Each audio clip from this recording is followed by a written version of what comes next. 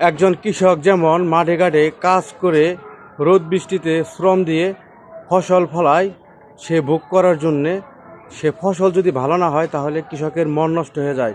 ঠিক একই রকম মা বাবারা সন্তানদের লালন পালন করে, কঠোর পরিশ্রম করে, জীবন বাজি রেখে সন্তানদের প্রতিষ্ঠিত করে। সেই সন্তানরা অনেক সময়ই বিয়ে করে বউয়ের কথা শুনে মা বাবাকে দেখশন করে না, ভাত কাপড় দেয় না।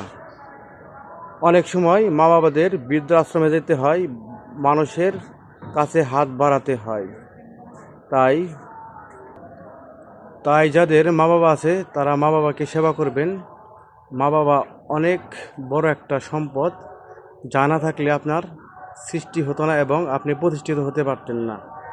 তাই মা বাবার দিকে খেয়াল রাখেন, তাদের সেবা করেন, ভাত কাপড় দেন।